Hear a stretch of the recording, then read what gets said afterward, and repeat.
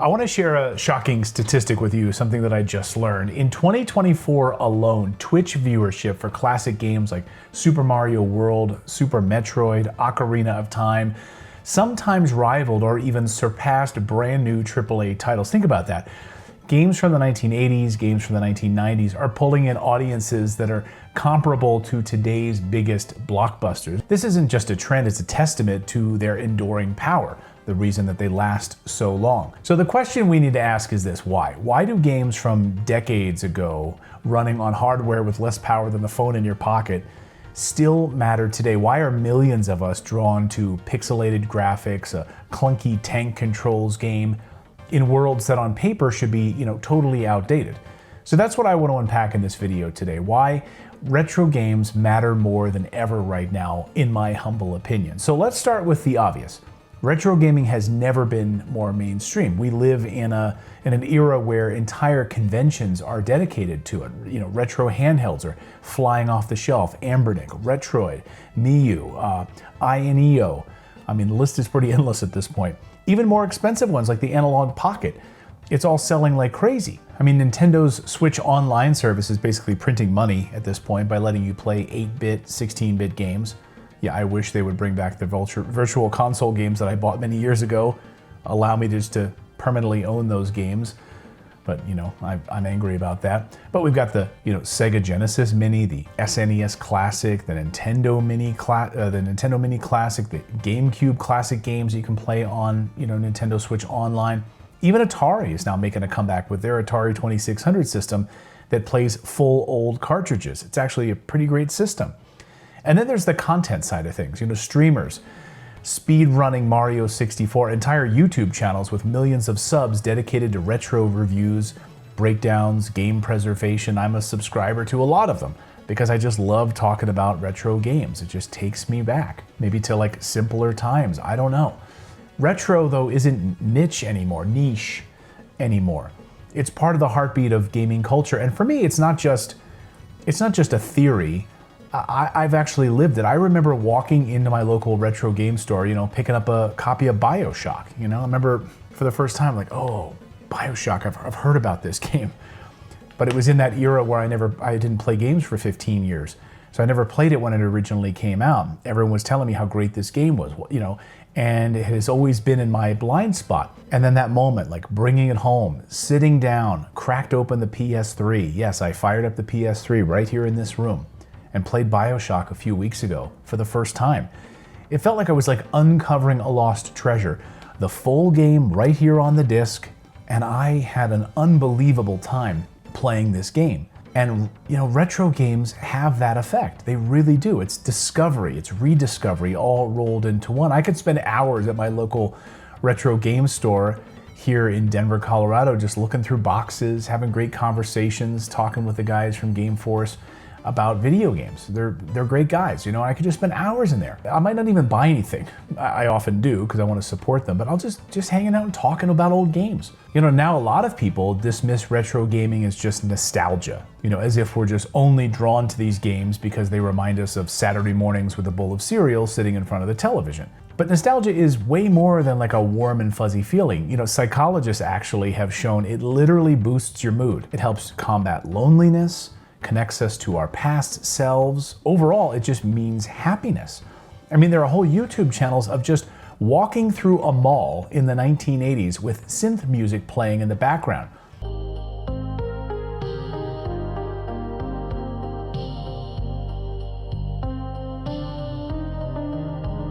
I had it on the other day while I was working, and it was just fondly remembering the time when I used to work at the old video game store in the mall in the late 80s and early 90s.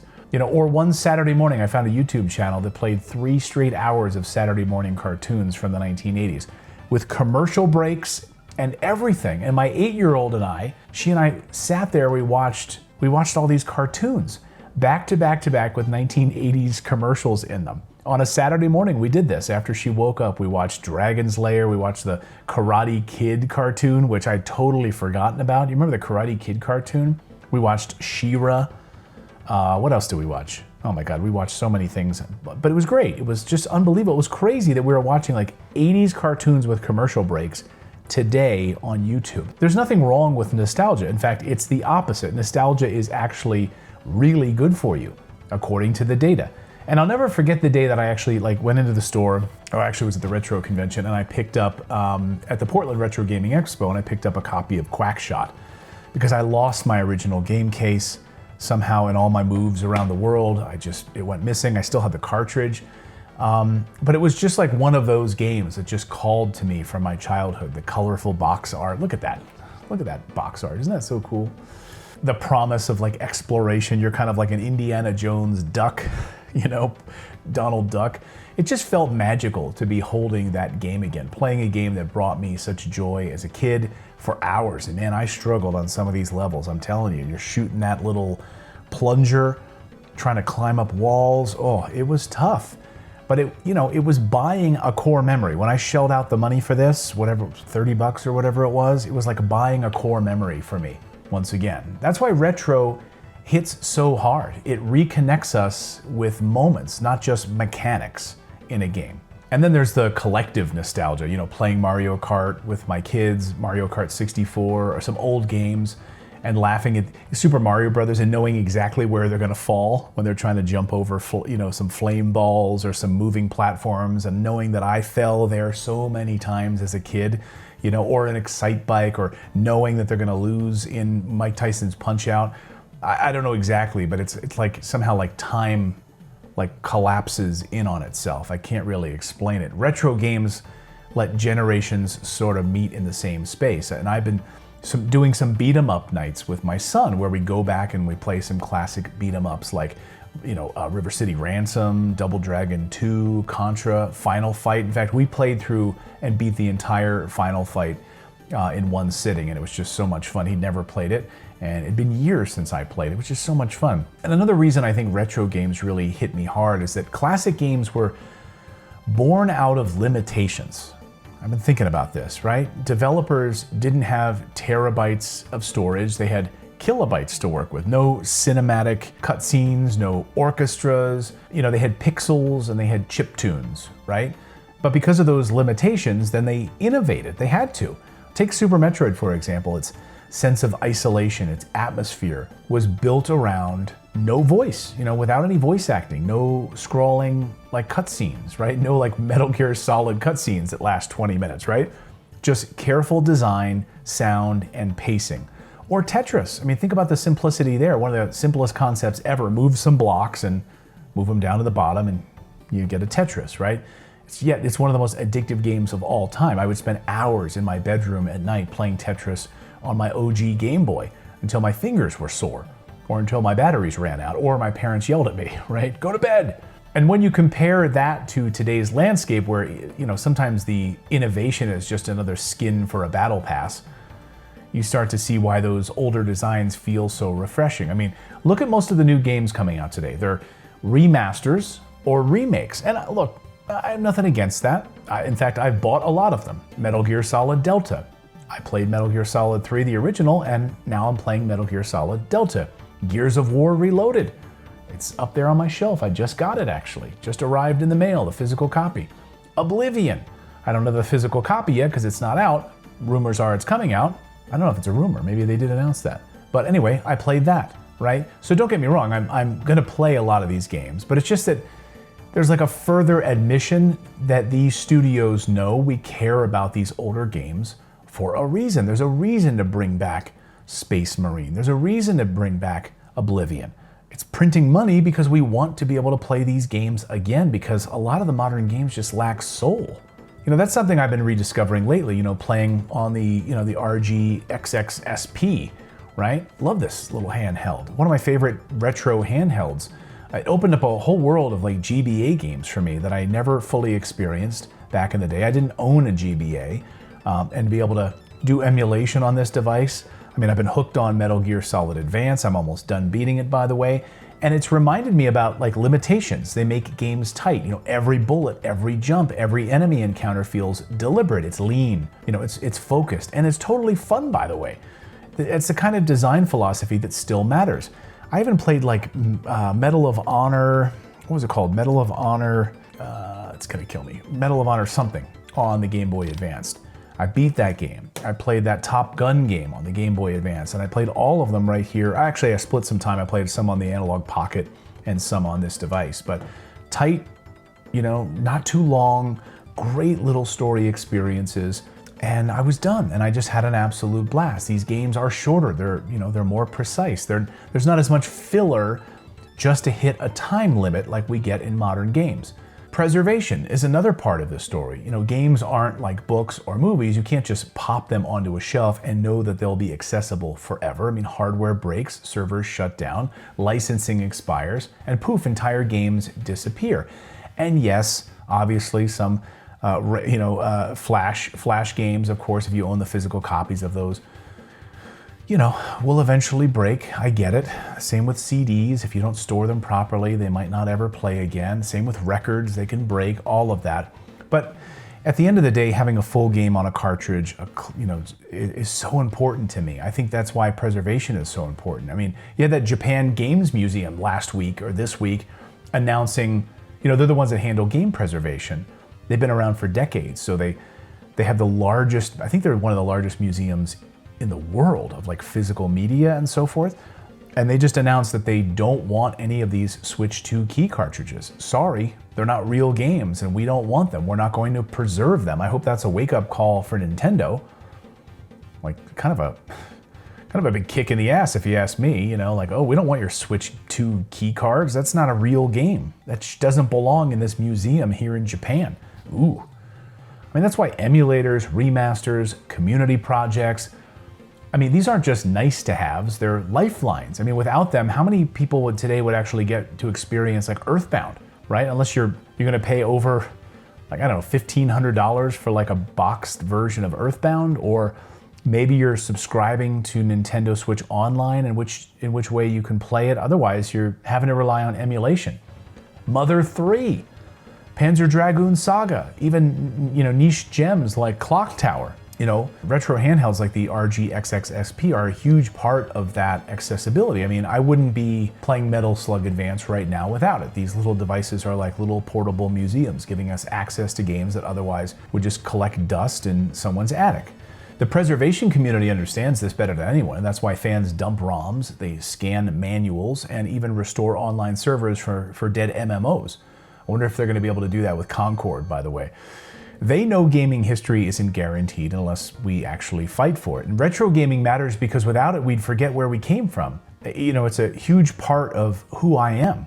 It really is. I was having a conversation with one of my childhood best friends, Ben, and we were just texting back and forth about some old NES games the other day that we used to play ad nauseum in his living room. And it's just those little moments. They're just so powerful, right? Something else, though, I've been thinking about is how retro games had to tell stories with almost nothing. No realistic facial capture, no Hollywood scripts, no massive budgets, by the way, also. The budgets that we see today, hundreds of millions of dollars, just text boxes, sprite work, great music. And some of the greatest moments in gaming came from those limitations. The opera scene in Final Fantasy, the first time you step into Hyrule Field in Ocarina of Time, even the eerie sound design of Metroid.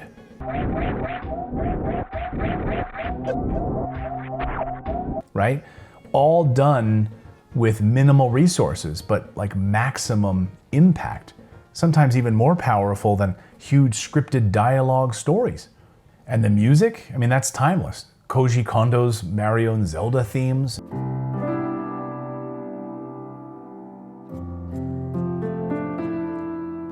Nobu Uematsu's Final Fantasy scores, Yuzo Koshiro, Revenge of Shinobi. I think he did 6 tracks in the new Shinobi Art of Vengeance, which I can't wait to play, by the way.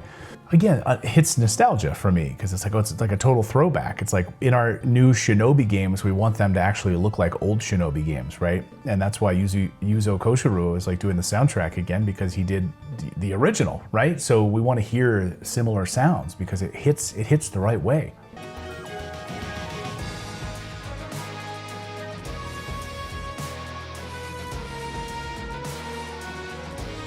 These aren't just soundtracks, they're cultural landmarks. That's why they're still played in symphony halls, for crying out loud. That's why people remix them for lo-fi playlists decades later. Just go on YouTube and you can sit and watch all sorts of, Zelda lo-fi playlists, Oblivion lo-fi playlists. I mean, the list is endless for retro classic music that you can listen to. But retro storytelling and sound endure because they engage imagination, in my opinion. They do, I think, more with less, and sometimes that hits harder than the flashiest modern cutscene. Retro doesn't just live in the past, it's alive right here in the present because I think about it all the damn time. I'm thinking about it constantly. I mean, just look at the indie scene.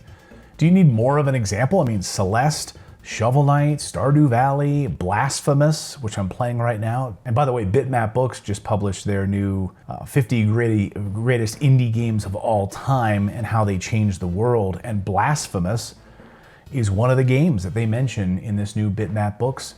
Fantastic, by the way, 50 indie games that changed the world. And so, but pixel art, right? I mean, it's all dripping with retro DNA. Pixel art just isn't nostalgia bait. It's like really a conscious design choice that communicates authenticity, reminds us of a simpler time.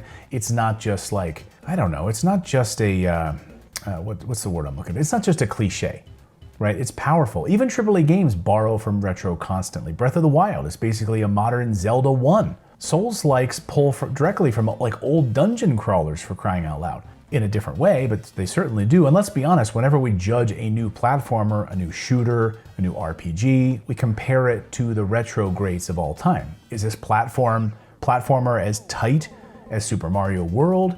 Is this RPG as emotionally resonant as a Final Fantasy game, Final Fantasy VII? Retro really set the bar, and we're still chasing it today, which I love, and I really appreciate that. So for me, here's where it kind of all comes together in one big ball, I guess, one big retro ball.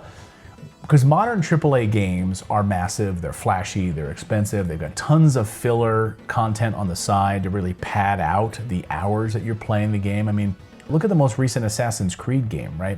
People are saying, it was okay. But all of like the little fetch quests were just like worthless. They knew that they were just like shoved into that game just to pad out the time. Kind of worthless little fetch quests anyway.